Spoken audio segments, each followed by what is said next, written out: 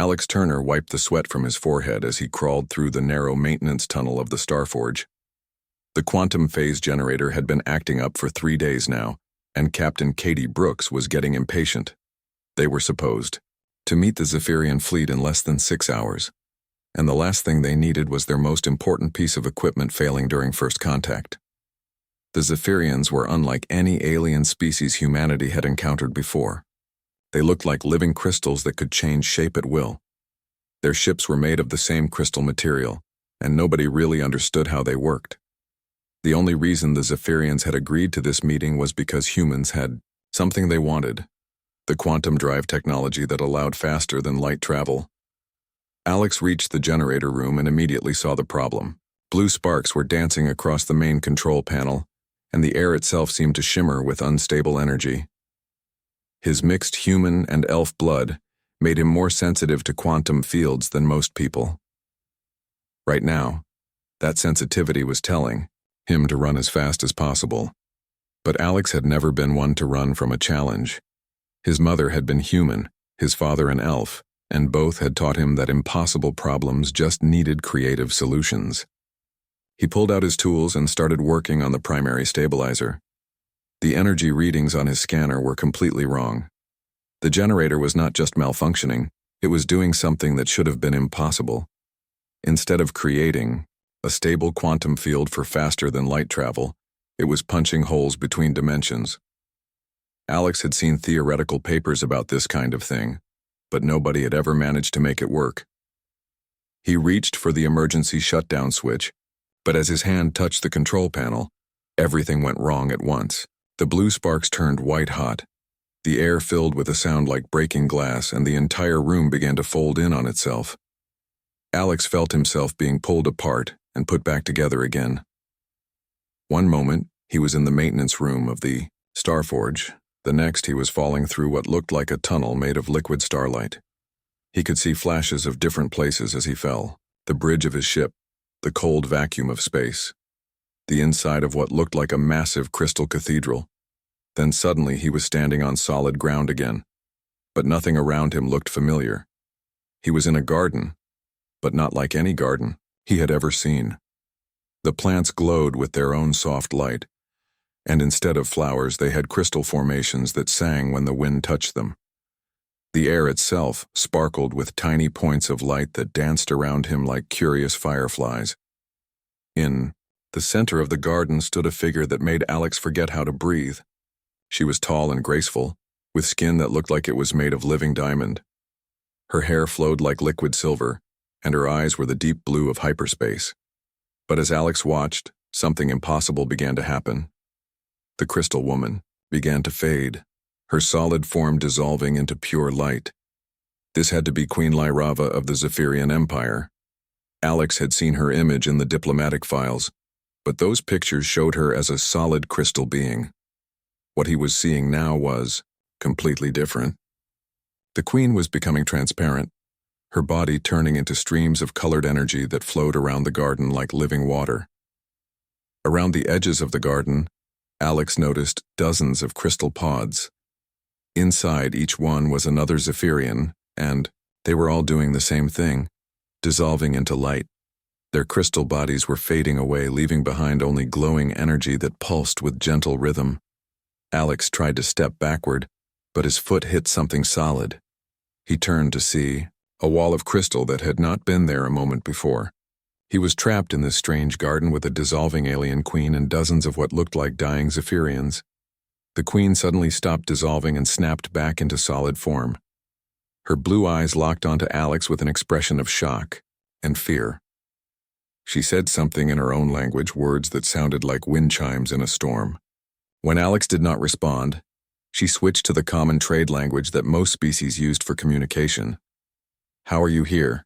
she asked, her voice carrying a musical quality that made the crystal flowers around them resonate. "No organic being can survive in this chamber. The quantum radiation should have killed you instantly." Alex looked around and realized she was right. His scanner was detecting radiation levels that would cook a normal human in seconds. But he felt fine, maybe even better than usual. His mixed heritage had always made him different, but apparently it had also made him immune to whatever was supposed to kill him here. I don't know, Alex said honestly. There was an accident with our quantum generator. One moment I was fixing it, the next I was falling through some kind of dimensional tunnel and ended up here. The Queen stared at him for a long moment. Then, did something that surprised him completely. She laughed. It was not a happy sound. It was the laugh of someone who had been carrying a terrible burden for far too long. Of course, she said. Of course, the first alien to discover our greatest shame would be the one being in the galaxy who cannot be killed by witnessing it. Before Alex could ask what she meant, alarms began ringing throughout the crystal ship. The sound was like thousands of bells all ringing at once, beautiful but urgent. Heavy footsteps echoed from somewhere beyond the garden walls. Your presence here has been detected, Queen Lyrava said. My guards are coming. They will assume you are an assassin who has somehow penetrated our most sacred space. If I cannot convince them otherwise, they will kill you and then prepare for war against your people. Alex felt his heart start racing. He had come here by accident, but his presence might start an interstellar war. The Starforge and its crew were probably already looking for him. Captain Brooks would assume the Zephyrians had taken him prisoner. What do you want me to do? Alex asked. The Queen looked at the crystal pods around them, then back at Alex.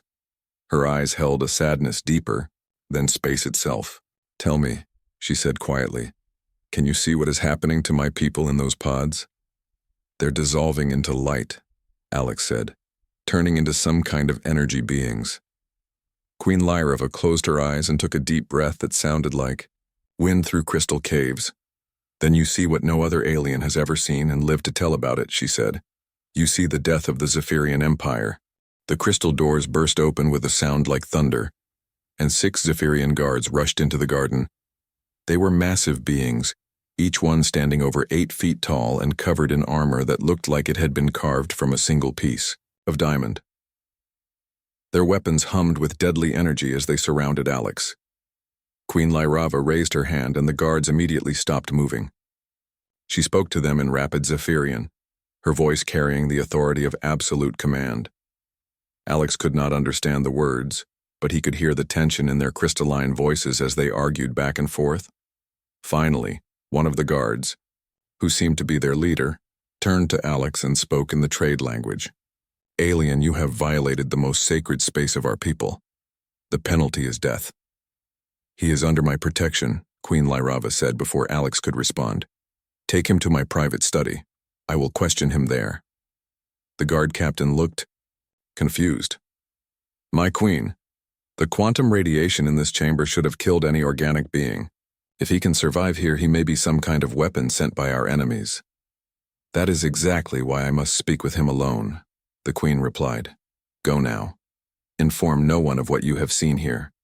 That is a direct order. The guards reluctantly holstered their weapons, but Alex could feel their suspicious eyes on him as they escorted him through corridors that seemed to be carved from living crystal. The walls pulsed with soft light that responded to their footsteps, and Alex realized that the entire ship was not just made of crystal, but was actually alive in some way. The Queen's private study was smaller than Alex had expected, but filled with wonders that made his engineer's mind race with questions. Floating displays showed star charts and technical readouts, while crystal formations grew from the floor and ceiling like impossible trees. In the center of the room was a simple chair that looked like it had been grown rather than built. Queen Lyrava dismissed the guards and activated some kind of privacy field that made the air around them shimmer. Only then did she allow her formal composure to drop. Alex watched in amazement as her crystal features shifted, becoming more expressive and somehow more human. Now we can speak freely, she said, settling into the grown chair with a tiredness that seemed to go bone deep. Tell me, Alex Turner of the Starforge, what do you know about quantum dimensional theory? Alex was surprised that she knew his name, then remembered that the Zephyrians had probably been scanning all the human ships for weeks before agreeing to this meeting. I know enough to fix the generators that make it work, he said, but I'm not a scientist. I'm just an engineer. Just an engineer, the Queen repeated with what might have been a smile. Do you know what I would give to have someone who could just fix things? My people have forgotten how to repair what is broken. We can only watch as everything falls apart. HFY gestured to a floating display that showed dozens of Zephyrian ships scattered across the galaxy. As Alex watched, red warning lights began appearing on ship after ship. What you saw in my meditation chamber, the Queen continued, is happening. To every member of my species, we are dissolving, Alex Turner. Our physical forms are breaking down and becoming pure energy. In 50 years, maybe less, there will be no solid Zephyrians left in the universe. Alex felt his stomach drop. That's why you wanted our quantum drive technology. You're hoping it can stop whatever is happening to you. We have tried everything, Queen Lyrava said, and now Alex could hear the desperation she had been hiding. Our greatest scientists, our most powerful technology, our most sacred rituals. Nothing works. The dissolution continues and we cannot stop it. But being made of energy doesn't have to mean death, Alex said slowly, thinking out loud. Energy can be conscious. It can think and feel and experience things. The Queen's crystalline features hardened. You do not understand. When we dissolve, we do not become energy beings with our memories and personalities intact.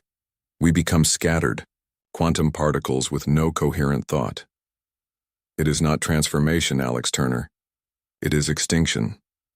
Alex walked over to one of the floating displays and studied the technical readouts. His mixed heritage had always given him an intuitive understanding of quantum mechanics that even he did not fully understand. Looking at the Zephyrian data, he began to see patterns that the Queen and her scientists had missed. These energy signatures, he said, pointing to a series of wave patterns on the display. They're not random, there's a structure here, like a quantum DNA sequence. Whatever is causing the dissolution, it's not natural. This is artificial. Queen Lyrava stood up so quickly that her chair toppled backward. Impossible. Our greatest scientists have studied this for centuries. If it were artificial, we would have detected it. Not if whoever created it was more advanced than your scientists, Alex said. Look at these frequency modulations. They're designed to disrupt crystalline molecular bonds while preserving quantum consciousness patterns. Someone wanted to turn your people into energy beings, but they also wanted you to retain your awareness during the process. The Queen stared at the display for a long moment, then turned to look directly at Alex. How can you see patterns that have escaped our best minds for 300 years? Alex had been wondering the same thing. I think it's because I'm not fully human or fully elf. My brain processes quantum information differently than either species. I can see connections that others miss. If you are correct, the Queen said slowly, then someone has been conducting a long-term experiment on my entire species. But who would have such power? And why would they want to turn us into conscious energy? Before Alex could answer, new alarms began sounding throughout the ship. These were different from the security alarms that had announced his arrival. These were warning signals that made the crystal walls vibrate with urgency. A communication panel activated itself, and the face of a Zephyrian officer appeared in the crystal display. My Queen, we have detected massive quantum distortions approaching our position. Unknown vessels are decloaking throughout the system. Queen Lyrava's expression became stone cold. How many ships? At least 50, my Queen. They are using technology we do not recognize. Their quantum signatures are completely alien. The Queen turned to Alex with an expression of growing horror. Your arrival may not have been an accident, Alex Turner. If someone has been experimenting on my people for centuries, they would not want their work to be discovered by an alien who can see through their deception.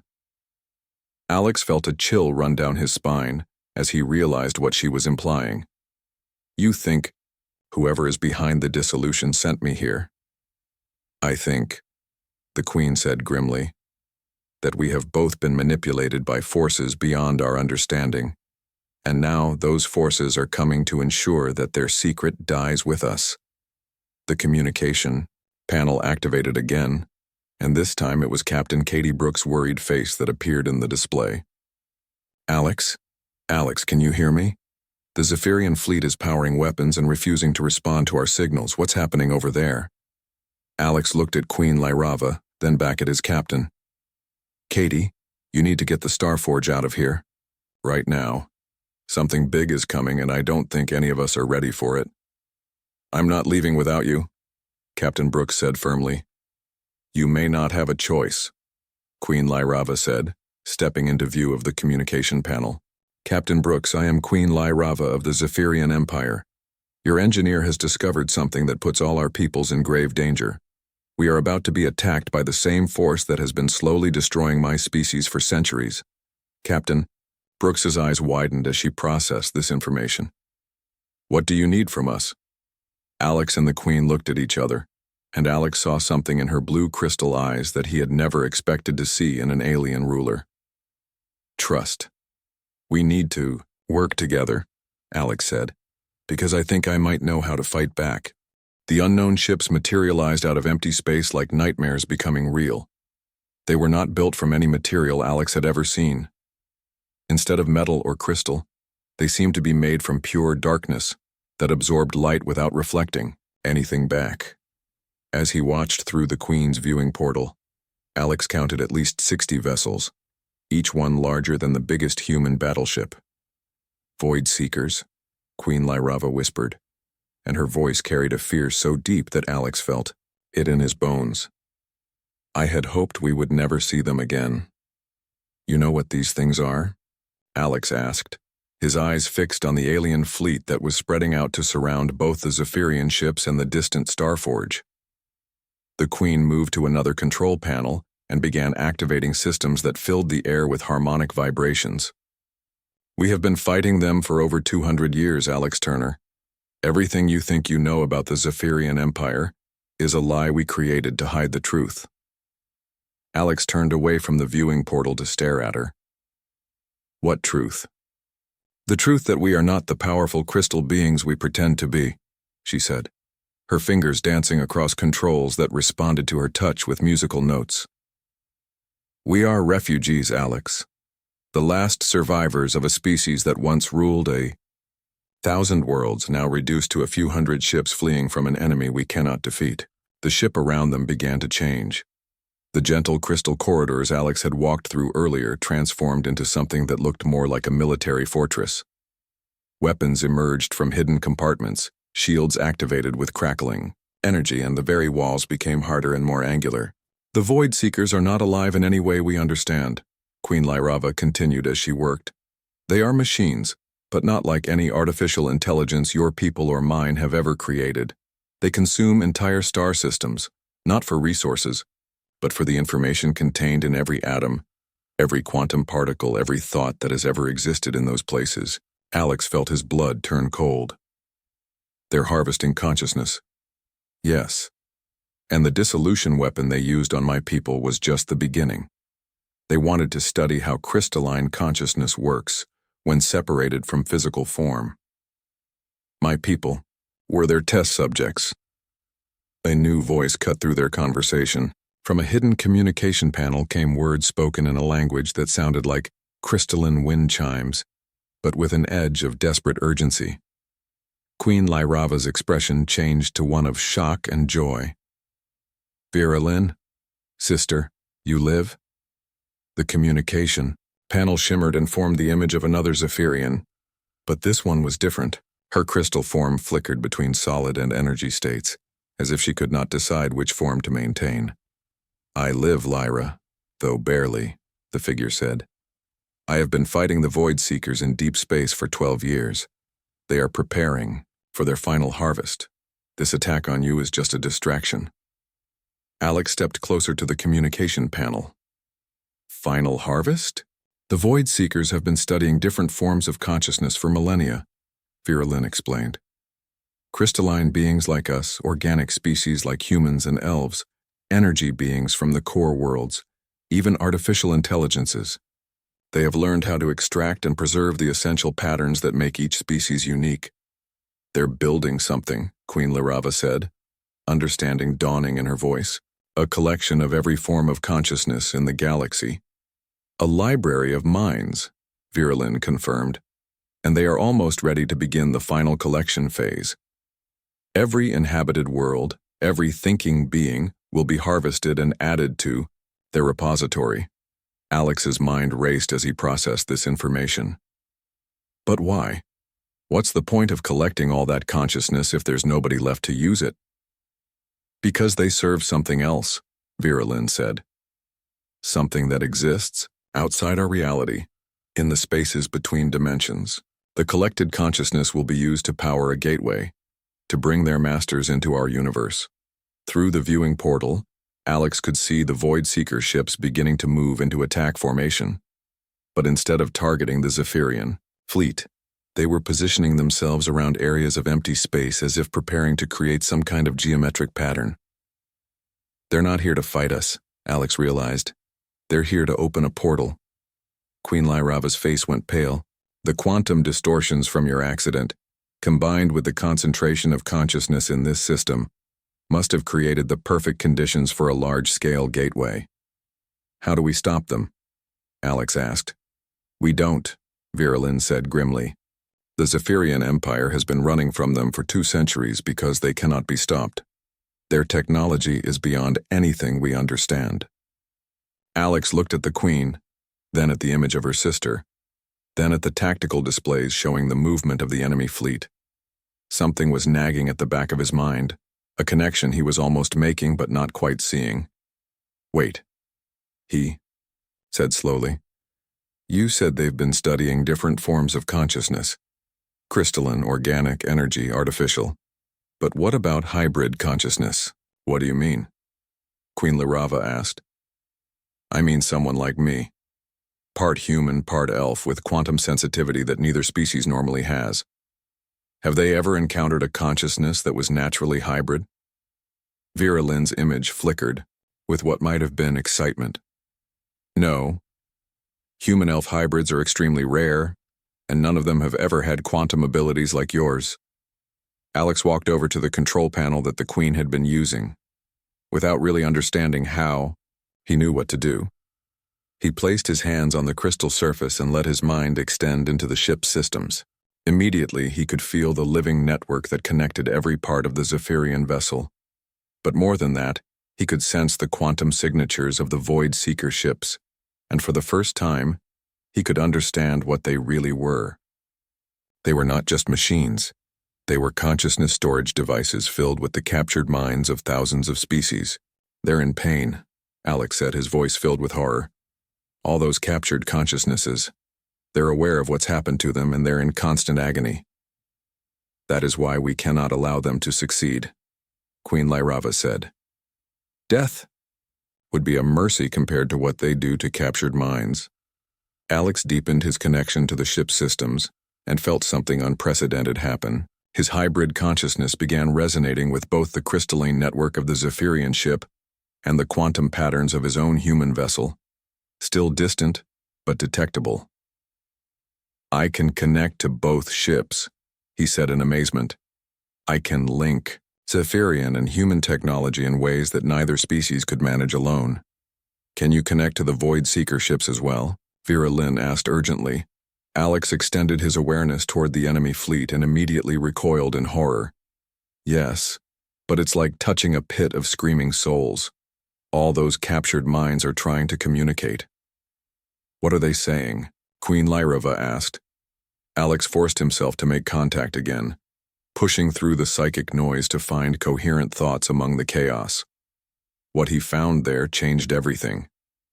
They're not just screaming, he said, his voice filled with new hope. They're sharing information, all those captured species. They've been working together inside the Void Seeker network. They know how the machines work, and they know their weakness. What weakness? Both sisters asked at the same time. Alex opened his eyes and looked at them with a smile that carried the weight of revelation. The Void Seekers can copy consciousness, but they can't create it. Every bit of awareness they have comes from captured minds. If we can disrupt their connection to those consciousnesses, they become nothing more than empty machines. And how do we do that? Queen Lyrava asked. We give the captured minds something they've never had before, Alex said. A way home. Alex kept his hands pressed against the crystal control panel as his consciousness expanded across the quantum networks, linking the ships in the system. Through the Zephyrian crystal matrix, he could feel Queen Lyrava's thoughts touching his own, while his human heritage let him connect to the distant Starforge and its crew. "This is impossible," Dr. Nina Walsh's voice came through the communication system. "Alex, your life signs are showing quantum resonance patterns I've never seen before. What are you doing over there?" "Something that should kill me," Alex replied. His voice strained from the effort of maintaining multiple connections simultaneously. "Nina, I need you to link our quantum computers to the Zephyrian network. We're going to attempt something that's never been tried before." Captain Katie Brooks appeared on the communication panel, her expression showing the concern of a commander whose mission had gone completely off the planned course. "Alex, we're detecting massive energy buildups throughout the system. Those dark ships are preparing to do something that's making our sensors scream warnings. They're opening dimensional portals," Queen Lyrava explained, her own voice showing the strain of maintaining her connection to Alex's expanding consciousness. "The Void Seekers plan to summon their masters from outside our reality through the quantum link." Alex could sense Ambassador Claire Stone working frantically at her diplomatic station aboard the Starforge. "Alex, I'm receiving communication requests from 17 different species in this system," she reported. "Word is spreading that something unprecedented is happening here." "Good," Alex said. "We're going to need all the help we can get. Claire, tell them that if they want to survive what's coming, they need to join the network we're building." Alex felt his consciousness stretch further as ship after ship connected to the expanding quantum web. Human vessels contributed their adaptive computer systems, elven ships added their harmonic resonance technologies, and Zephyrian crystal networks provided the living foundation that held everything together. But the real breakthrough came when Virulin managed to patch her modified energy form directly into the network. Having spent years fighting the Void Seekers in their transformed state, she brought knowledge that no solid being possessed. "I can feel them," Virulin said, her voice now echoing through every connected ship. "The captured consciousnesses inside the Void Seeker vessels. They've been waiting for someone who could hear them." Alex pushed his awareness toward the enemy fleet, and this time he was better prepared for what he found. Instead of chaotic screaming, he began to hear individual voices, thousands of them, from species across the galaxy, all trapped inside, machines that used their awareness to power technologies beyond normal understanding. "We are the Kethmiran explorers taken from the Rim worlds 50 cycles ago," one voice said. "We know the resonance frequencies that disrupt Void Seeker hull matrices. We are the Zephyr High Collective, absorbed during the siege of our home system," another voice added. "We have learned how to reverse their consciousness extraction protocols. We are the human colony ship Endeavor, lost in deep space 12 years ago," a third voice said. And Alex felt his heart break as he recognized the accent of the outer colonies. "We know how to overload their quantum storage systems." One by one, the captured minds shared their knowledge, painting a picture of the Void Seekers that no free species had ever possessed. They were not invincible. They were parasites that had grown dependent on stolen consciousness, and that dependence was their greatest weakness.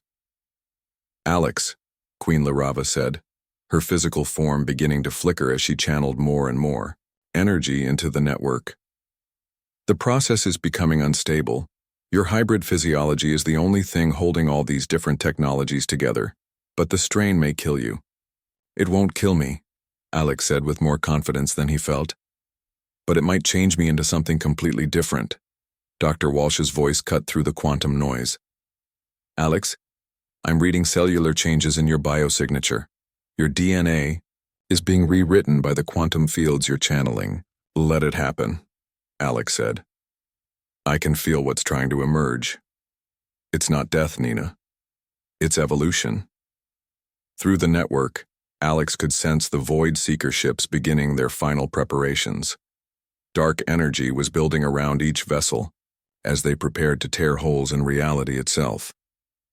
But now Alex could also sense something else. The captured consciousnesses were organizing themselves, using the network he had created to coordinate their resistance.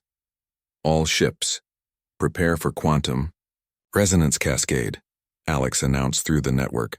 "We're not going to fight the Void Seekers. We're going to liberate them." "Liberate them?" Captain Brooks asked. "Alex, Those things are machines bent on destroying all life in the galaxy. No, Alex said, his understanding growing deeper as his connection to the network strengthened. They're prisons, and every prisoner deserves a chance at freedom. The transformation Alex was undergoing accelerated as he channeled more energy through his hybrid physiology. He could feel his human adaptability combining with elven mysticism and Zephyrian quantum mastery to create something entirely new. His consciousness was expanding beyond the boundaries of his physical form, while somehow remaining anchored to his original identity. "It's working," Vera said with amazement. "The captured minds are beginning to break free from their imprisonment." Through the quantum network, Alex watched as the first Void Seeker ship began to change. Instead of absorbing light, it started to glow from within as the consciousness trapped inside reasserted control over their prison. The dark hull cracked open like an egg, releasing streams of pure thought energy that immediately began forming new patterns in space. "My queen," one of the Zephyrian bridge officers reported, "the enemy vessel is transforming into something we don't recognize." "It's becoming what it was always meant to be," Queen Lyrava said, her own form now flickering between crystal and energy as she maintained her connection to Alex's expanding consciousness. A ship crewed by free minds rather than enslaved ones.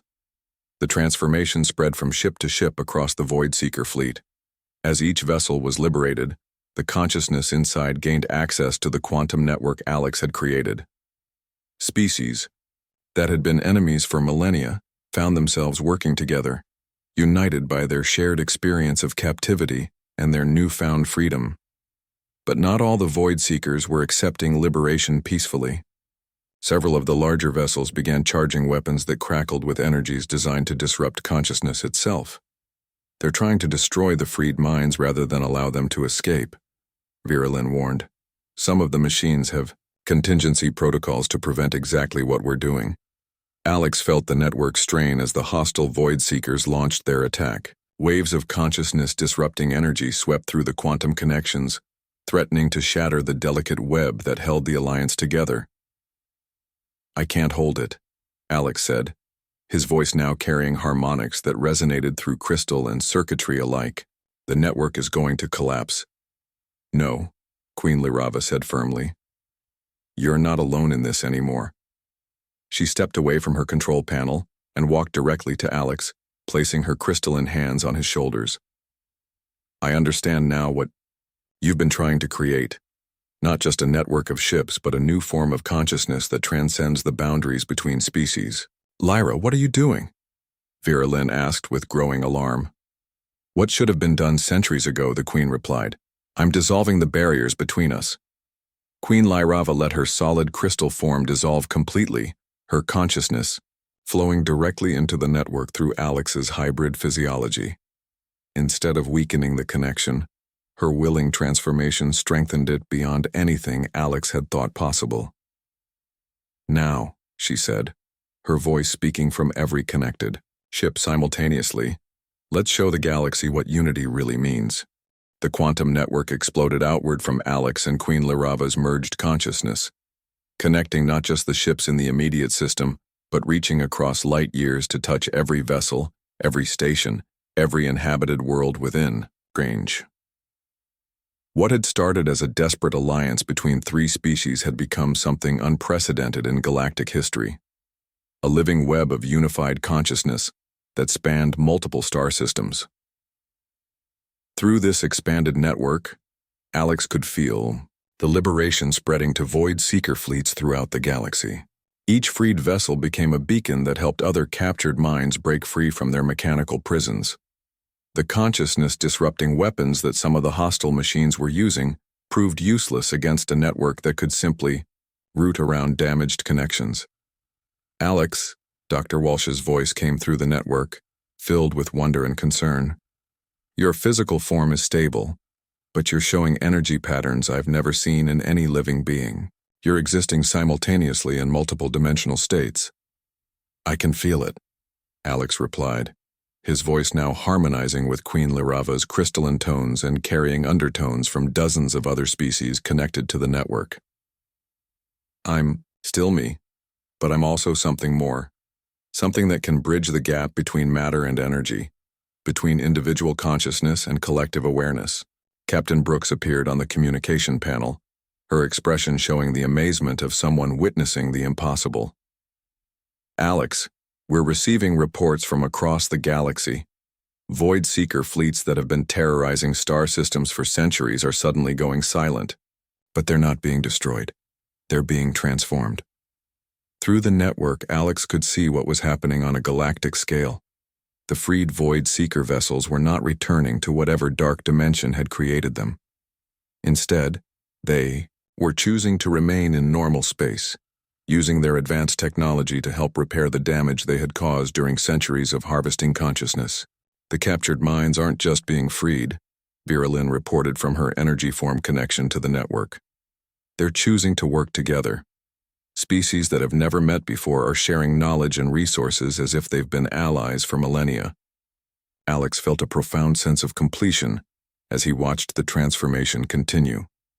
The Void Seekers had intended to harvest galactic consciousness to open doorways for their extra-dimensional masters. Instead, their actions had created the conditions for something far more beautiful, true unity between all thinking beings. But not every consciousness in the network was celebrating. Through his expanded awareness, Alex detected signals from the spaces between dimensions where the Void Seekers' masters waited. These entities, ancient beyond measure and hungry for the life energy of entire universes, were not pleased with the turn of events. "They're coming through anyway," Alex said, his hybrid consciousness processing information from sensors across the galaxy. "The Void Seekers' masters don't need permission to enter our reality. They're forcing their way through." Dark tears began, appearing in space throughout the galaxy as extra-dimensional entities pushed their way into normal reality. These beings were nothing like any life form that had ever evolved naturally. They were hunger-given form, vast intelligences that consumed entire universes and left nothing behind but empty void. "How do we fight something like that?" Ambassador Stone asked from her position, coordinating communications between hundreds of species now connected to the network. "We don't fight them," Queen Lyrava said through the network connection she shared with Alex. "We offer them something better than what they came here to steal." Alex understood immediately what she meant. The extra-dimensional entities had spent tons moving from universe to universe, consuming all consciousness they found and leaving empty realities behind. They had never encountered a consciousness that could willingly share itself without being destroyed in the process. "Open all channels," Alex said to the network. "We're going to make first contact with beings that predate our entire universe." The combined consciousness of thousands of species reached out through the quantum network to touch the minds of the extra-dimensional entities. The contact was unlike anything Alex had ever experienced. These beings were older than stars, their thoughts moving on timescales that made geological epochs seem like heartbeats. But for the first time in their existence, they encountered minds that could communicate with them as equals rather than prey. "Why do you not flee?" the collective voice of the entities asked, their thoughts carrying the weight of cosmic loneliness. "All consciousness runs from us. All awareness hides when we approach." "Because we're not afraid of you," Alex replied through the network. "We understand what you are. You're the last survivors of universes that died before ours was born. You consume consciousness because it's the only way you know how to feel alive." The extra-dimensional entities paused in their invasion, their dark forms hovering in the tears they had made in space. "You offer us the energy of your thoughts? You would willingly feed us your awareness? We offer you something better," Queen Lyrava said. "We offer you partnership. Join our network not as consumers but as contributors. Share your knowledge of other universes and let us share our wonder at the beauty of this one."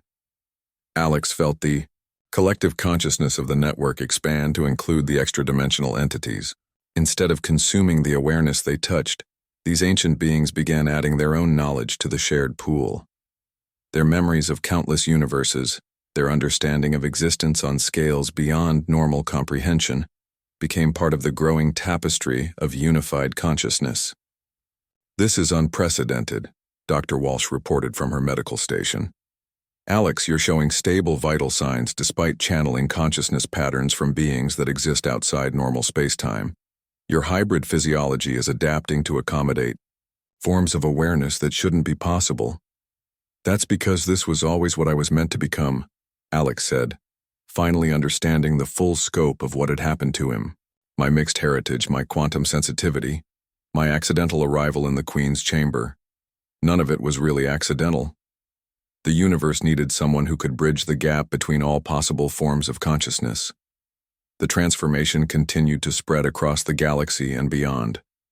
The quantum network grew to encompass not just the species of normal space, but the freed void-seeker minds, the extra-dimensional entities, and forms of consciousness that existed in states of matter that had no names. What happens now? Captain, Brooks asked, her voice filled with the wonder of someone watching the birth of a new age. Now we explore, Alex said, his consciousness touching the edges of possibilities that stretched beyond imagination. We have access to the combined knowledge of countless species and universes. We can travel between dimensions, transform matter into energy and back again, and communicate with forms of life that exist in pure thought. Queen Lyrava's presence in the network pulsed with joy and anticipation. My people are no longer dying, Alex. The dissolution that was destroying us has become evolution. We exist now as both matter and energy, able to take whatever form serves our purposes. Through the network, Alex could sense the changes rippling outward. Human colonies were sharing technology with species they had never met, while ancient civilizations that had hidden themselves for millennia emerged to contribute their wisdom to the growing collective. The Queen's private chamber, Alex said, remembering how this had all started. Can we return there? I want to see what it looks like now. The network instantly transported their combined consciousness back to the Crystal Garden, where Alex had first discovered the secret of the Zephyrians. But the chamber had transformed completely. Instead of a hidden room filled with dissolution pods, it had become a beautiful space where beings of matter, energy, and pure thought could gather and share their experiences. The crystal flowers, still, sang when touched by wind, but now their songs carried harmonies from 1,000 different worlds. The pods that had once held dying Zephyrians now bloomed with new forms of life that existed in multiple dimensions simultaneously. This is where it all begins, Queen Lyrava said, her form shifting between crystal and light as she moved through the garden. Not just for my people, but for every consciousness in the galaxy. A place where all forms of awareness can come together and discover what they can become when they're truly united. Alex felt his own form stabilizing into something that was both his original human-elf hybrid and something entirely new. He could exist as solid matter when needed, dissolve into pure energy when desired, or expand his consciousness across the quantum network to experience existence from perspectives no single being had ever possessed. So what do we call ourselves now? He asked, looking around at the garden that had become a symbol of transformation and unity. We call ourselves what we've always been, Queen Lyrava replied, her crystalline laughter filling the air with music. We call ourselves alive. In the years that followed, the garden became a pilgrimage site for beings from across the galaxy and beyond. They came to see the place where consciousness had first learned to truly share itself, where the barriers between species had dissolved, and where the universe had discovered that unity was not just